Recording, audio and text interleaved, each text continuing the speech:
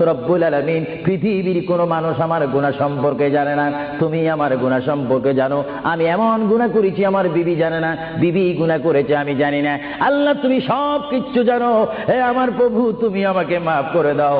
আমার আল্লাহ বলে তারপরও যদি তোমাদেরকে আমি মাফ না করি, তারপরও বান্দা তোমরা আমার রহমতের দরজা থেকে ফিরে যাইও না। আমি তোমাদেরকে হুকুম দিচ্ছি, ওয়ালাউ আন্নাহুম ইয যালামু আনফুসাহুম জাউকা, বান্দারে যদি গুনাহ করে ফেলো আমার রহমত থেকে মুখ ফিরিয়ে তুমি চলে যাইও না।